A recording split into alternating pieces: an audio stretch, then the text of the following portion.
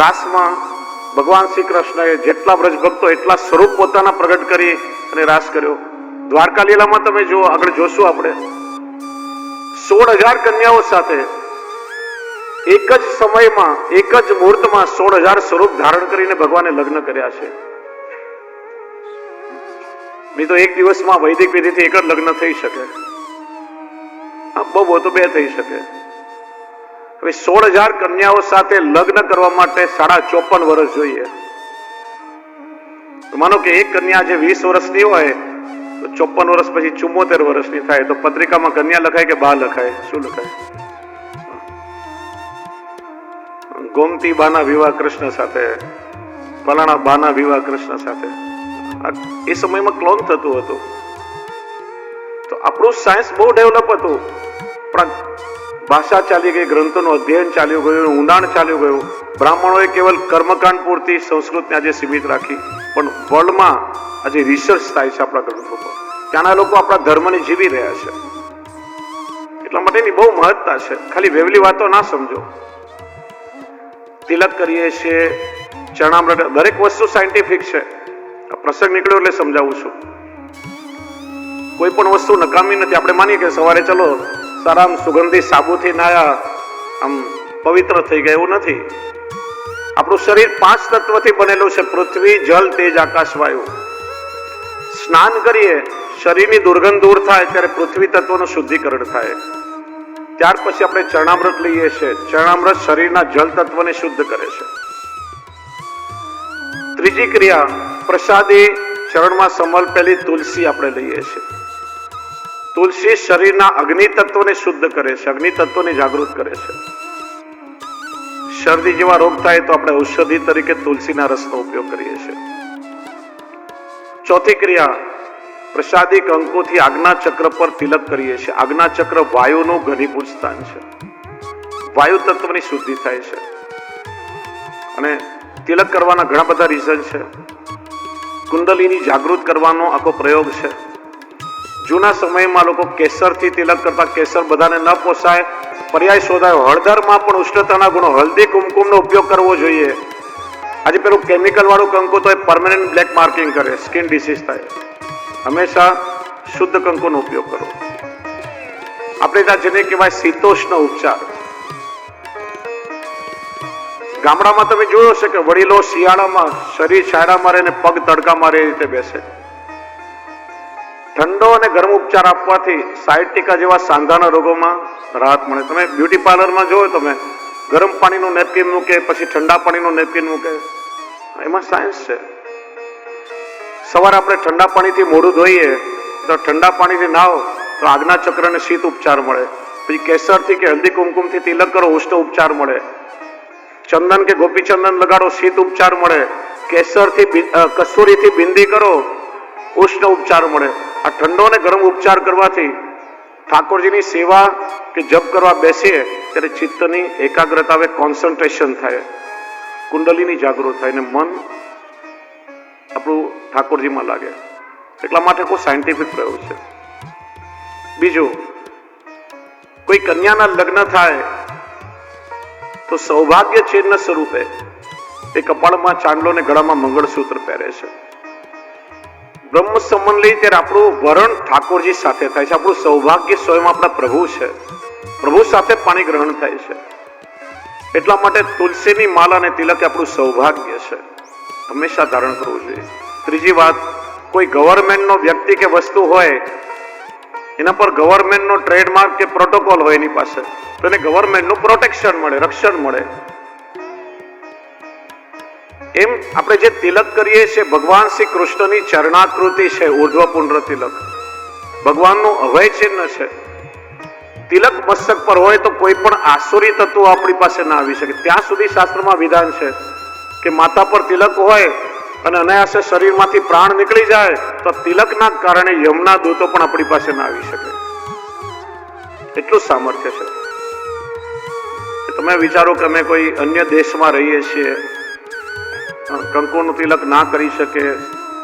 ઘણા પેલા ફર્નાટિક Islamic countries હોય, તમે ધાર્મિક પ્રણાલી ના કરી શકો, તેનો પણ પર્યાય છે કંકુથી તિલક ના કરી શકો, કદાચ કોઈ કારણસર, વાસ્તવમાં કંકુથી જ કરવું જોઈએ, પણ કોઈ કારણસર ના કરી શકો તો પેલી તિલકી પર જલ લગાડી અને જલથી પણ તિલક કરી લો. એ પ્રભુનું ચરણ ચિહ્ન તો છપાઈ ગયું. કોઈને ના દેખાય પણ ઠાકોર તો જુએ છે ને, એ પ્રભુનું અભયને પ્રાપ્ત થઈ ગયું. દરેક વસ્તુનો ઓલ્ટરનેટ છે. આપણું હિન્દુ ધર્મશાસ્ત્ર જડવાદી નથી. આપણે લોકોએ ઘણી બધી જડતાઓ સ્વીકારી, એટલા માટે આજે યંગ જનરેશન ઘણું બધું દૂર થઈ ગયું. આપણે લોકોએ ખાલી છૂઆછૂતમાં એટલામાં એક લિમિટેશન કરી નાખ્યું. સાચી વસ્તુઓ સમજની બહાર ચાલી ગઈ. અને ત્યાર પછી અત્યારે હું બોલું છું તો જેમ સાઉન્ડના વેવ્સ ચારે બાજુ ફેલાય, પાંચમી ક્રિયા આપણે હાથમાં માળા લઈને કે જપ કે સ્મરણ કરીએ તો શરીરનું આકાશ તત્વ શુદ્ધ થાય. 5 ક્રિયાઓ કરો ત્યારે 5 તત્વોનું શુદ્ધિકરણ થાય. દરેક વસ્તુમાં સાયન્સ છે. એટલા માટે આપણે ચર્ચા કરી, સ્થાન વાતાવરણ પવિત્ર હોય. ચોથી ને 5મી પવિત્રતા, રસોઈ બનાવનાર વ્યક્તિ ને રસોઈ પરોસનાર વ્યક્તિ પણ પવિત્ર અવસ્થામાં હોવો જોઈએ. સવારે ઉઠીને વાસી અથવા શૌચવાળા કે સૂતક કે વર્ધીમાં ઘરના પવિત્ર સ્થાનોમાં ના જવાય. ઊંઘ એ પણ મિની ડેથ કહેવામાં આવે છે. ઊંઘે ત્યારે સૂક્ષ્મ શરીરની બહાર નીકળી જતું હોય છે, એટલે ઘણી વાર સ્વપ્ન આવે છે આપણને. એનું કારણ છે માથાના વાળ છે ને શરીરમાંથી ઉર્જા કલેક્ટ કરે છે. ખાસ કરીને આપણા હિન્દુ ધર્મ પદ્ધતિમાં ચોટી રાખવામાં આવે. શિખાબંધન દરેક હિન્દુ માત્રે કરવું જોઈએ. જૂના સમયમાં ગુરુકુળ પદ્ધતિમાં કાગળ પેન, કમ્પ્યુટર, નોટ પેડ કોઈ સાધન નહીં હતા. ગુરુ એક મંત્ર 3 વાર શીખડાવે, વધારેમાં વધારે, જીવનભર યાદ રાખવું પડે. નાનું મગજ છે એ કમ્પ્યુટરની હાર્ડ ડ્રાઈવની જેમ મેમરી સ્ટોર કરવાનું કામ કરે, યાદશક્તિ વધે. માથાના વાળ ઉર્જા કલેક્ટ કરીને હાથના આંગળીના ટેરવામાંથી અને પગના આંગળીના ટેરવામાંથી પોઝિટિવ નેગેટિવની જેમ એ ઉર્જાનો સ્ત્રોત વહેતો હોય છે. જે વ્યક્તિ રસોઈ બનાવે અને પરોસે એના હાથની ઉર્જા સીધી અન્નમાં ભળે છે. એટલા માટે જેના હાથનું તમે ખાઓ એના જેવા વિચારો તમારી અંદર આવી શકે.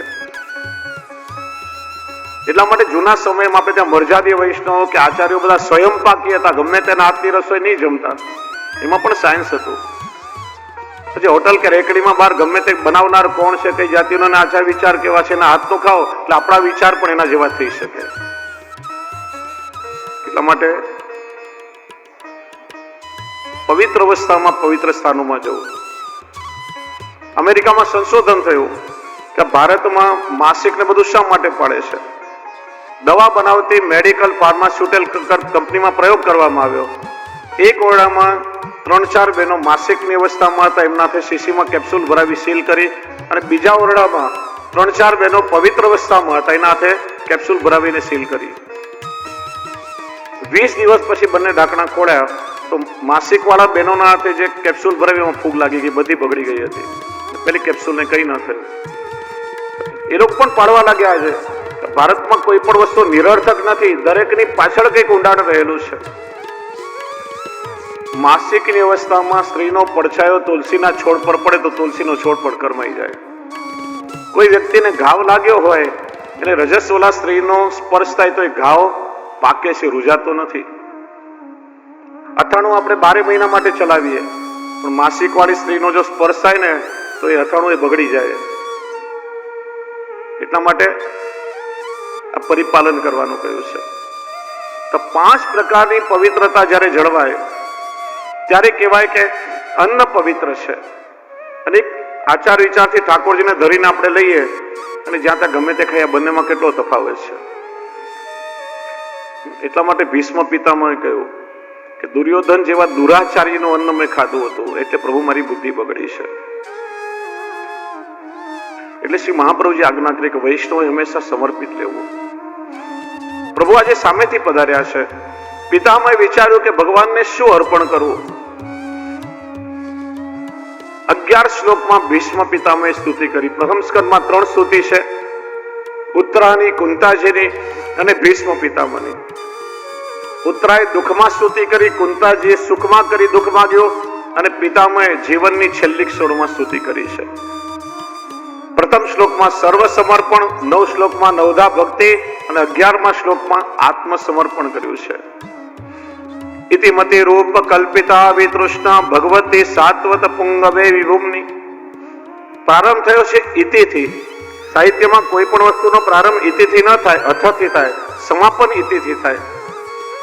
પ્રારંભ ઇતિથી કરવાનું કારણ શાસ્ત્ર કહે છે કે ભગવાનના દર્શન થાય ને ફરીથી જન્મ ન લેવો પડે. અને પ્રભુ જીવનના છેલ્લા સમયે આપ દર્શન દેવા માટે પધાર્યા, એ મારા માટે સૌથી મોટું પ્રમાણપત્ર છે કે મારા બધા જ કર્મોને જન્મ મરણનું ઇતિશ્રી થઈ ગયું.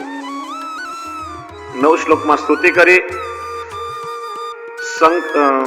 ઉત્તરાયણ કાલમાં પ્રભુને વંદન કરી દેહ છોડ્યો છે. ઘણા લોકો કે ઉત્તરાયણ એટલે સંક્રાંતિ કાળ.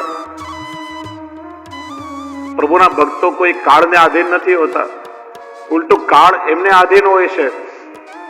ગુસાઈજીના સેવક પેલા 252 વૈષ્ણવની વાર્તામાં માજીની વાર્તા હતી. 8 વાર કાળને પાછો મોકલ્યો છે. કાળ આવ્યો, અરે જન્માષ્ટમીની સેવા છે, સેવા છોડીને ક્યાં તારી સાથે આવું? જન્માષ્ટમી કે તો હજુ તો દાનના દિવસો આવી રહ્યા છે, મારે પ્રભુની સામગ્રી સિદ્ધ કરવાની છે. 8 વાર કાળને પાછો મોકલ્યો. ગુસાઈજીને અષ્ટપદી કર્યું. શ્રી મહાપ્રભુજી ઉત્તરાયણનો અર્થ બતાવ્યો. ઉત્તરા અને અયન એટલે ગર્ભ. ઉત્તરાના ગર્ભમાં જે ભગવાને પરીક્ષિતની રક્ષા કરી એ ભગવાન શ્રી કૃષ્ણની પ્રતીક્ષા કરતા હતા. અને પ્રભુ પધાર્યા એટલે પ્રભુના દર્શન કરી અને ભીષ્મ પિતામહે પોતાનો દેહ છોડ્યો અને પ્રભુને પ્રાપ્ત થયા છે. ભીષ્મ પિતામહના મહાનિર્વાણ પછી યુધિષ્ઠિર રાજા બન્યા છે. ધર્મ સંપન્ન રાજ્ય કર્યું. યુધિષ્ઠિરનો નિયમ કે પ્રતિદિન ધૃતરાષ્ટ્ર અને ગાંધારીને વંદન કરવા જાય અને એમને આશીર્વાદ લે. વિદુરજી વિચારો બધું બરાબર નથી થઈ રહ્યું. જે ધૃતરાષ્ટ્ર અને ગાંધારીએ પાંડવોને મારવા માટે કેટલા કાવા દાવા કર્યા, આજે પાંડવોના આશ્રય એમના રોટલા ખાઈને પડ્યા છે. વિચાર્યું કે કહેવાથી નહીં સમજે, થોડો કઠોર શબ્દનો પ્રયોગ કરવો પડશે. વિદુરજી કહેવા લાગ્યા, આ પાંડવોના રોટલા ખાઈને તમે એક શ્વાનની જેમ એના ઓટલા પર પડ્યા છો, શરમ નથી આવતી? અરે ના ના, એ તો દરરોજ અમારું સન્માન રાખે, કે તો એમના સંસ્કાર છે.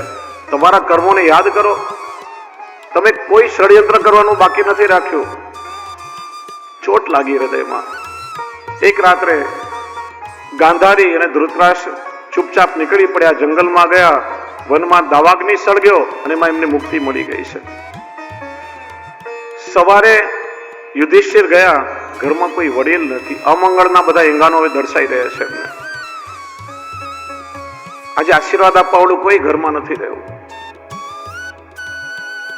ભાગ્યશાળીના ઘણા લક્ષણો બતાવે કે ભાગ્યશાળી કોણ?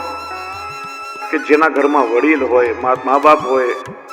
દરરોજ આપણે વડીલને વંદન કરીએ અને વડીલના આશીર્વાદ મળે, એ ભાગ્યશાળી છે. જેને આજ્ઞાકારી પુત્ર હોય, મા બાપના કયામાં હોય સંતાન, એ ભાગ્યશાળી છે. જેના ઘરમાં કમસે કમ એક દીકરી હોય, એ ભાગ્યશાળી છે. જેના ઘરમાં ઠાકોરજીની સેવા બિરાજતી હોય, એ ભાગ્યશાળી છે. ઘણી વાર આપણે સુખી હોઈએ છીએ તો વડીલોના સત્કર્મના કારણે. જો આપણે ત્યાં સંયુક્ત પરિવાર એટલા માટે રહેતો કે પરિવારમાં કોઈક એવો પુણ્યાત્મા હોય ને, તો એના પુણ્ય પ્રતાપથી ઘરના બધા લોકો સુખી રહેતા. આખા હસ્તિનાપુરમાં એકમાત્ર વિદુરજી ભક્ત હતા, અને જ્યાં સુધી વિદુરજી હસ્તિનાપુરમાં હતા ત્યાં સુધી કોઈ આફત નથી આવી. વિદુરજીના ગયા પછી કૌરવોનો સર્વનાશ થયો છે. એટલે ક્યારે ઘરમાં વડીલોને તરછોડો નહીં. એકાદ પુણ્યાત્મા હોય તો એનાથી આપણે બધા સુખી રહીએ છીએ. ભગવાન શ્રી કૃષ્ણ પણ હવે પધાર્યા છે. ઠાકોરજી વગરની આ સંપત્તિ સુખ મળ્યું શું કામનું? અર્જુનને ગમતું નથી. આજે મોટા ભાઈને આજ્ઞા લઈ દ્વારકા ગયા, એને પણ ઘણો સમય થઈ ગયો. યુધિષ્ઠિર વિચારે છે અર્જુને આવ્યો નથી. તે અચાનક એક દિવસ અર્જુનનો રથ દેખાયો. વિચાર્યું ધજા તો અર્જુનની છે, પણ નિસ્તેજ વ્યક્તિ કોણ બેઠો છે? રથ આવ્યો, આવીને અર્જુન યુધિષ્ઠિરના પગમાં પડ્યો, પોગ મૂકીને રડવા લાગ્યો. પછી શું થયું કે મોટા ભાઈ આ રીતે યાદવાસ્થળી થઈને પ્રભુએ હવે દેવોત્સર્ગ કર્યો છે. ઠાકોરજી વગરનું જીવન જીવીને આપણે શું કરીએ? કુંતાજીએ સાંભળ્યો ત્યાં જ એવો વિપ્રયોગ થયો, એમના પ્રાણ નીકળી ગયા. અને પછી રાજ્ય પરીક્ષિતને સોંપી પાંડવોએ હિમાલય તરફ પ્રયાણ કર્યું છે. માર્ગમાં કાબા જાતિના ભીલ લોકોએ પાંડવોને લૂંટી લીધા છે. ત્યારથી કહેવત પડી, સમય સમય બલવાન હે નહીં મનુષ્ય બલવાન, કાબે અર્જુન લૂંટિયા વહી ધનુષ વહી બાણ. આ એ જ અર્જુન હતો કે મોટા મોટા મહાયુદ્ધને જીત્યો હતો. એ જ ગાંડીયું ધનુષ્ય એની પાસે હતું કે જેના એક ટંકારથી બલબલા મહારથીઓના કાળજા કાપી જાય, પણ એક સામાન્ય ભીલોએ લૂંટી લીધા. ત્યારે અર્જુનની સમજમાં આવ્યું, અત્યાર સુધી મોટા મોટા મહાયુદ્ધમાં એને વિજય મળ્યો એનું કારણ ભગવાન શ્રી કૃષ્ણ એની સાથે હતા. પ્રભુની કૃપાથી એને વિજય મળ્યો છે. યત્ર યોગેશ્વર કૃષ્ણ યત્ર પાર્થો ધનુર્ધર તત્ર શિર વિજયો ભૂતિ ધ્રુવા નીતિ મતિર્મમ. પ્રભુ વગર જીવનમાં બધું અધૂરું છે. પછી એમણે સ્વદેહે સ્વર્ગારોહણ કર્યું. 12મા અધ્યાયથી પરીક્ષિતના જન્મની કથા આવે છે. જન્મતા દરેક વસ્તુની પરીક્ષા કરવા લાગ્યો કે માતાના ગર્ભમાં જે પ્રભુના દર્શન થાય, ભગવાન ક્યાં છે? એટલા માટે નામ થયું પરીક્ષિત.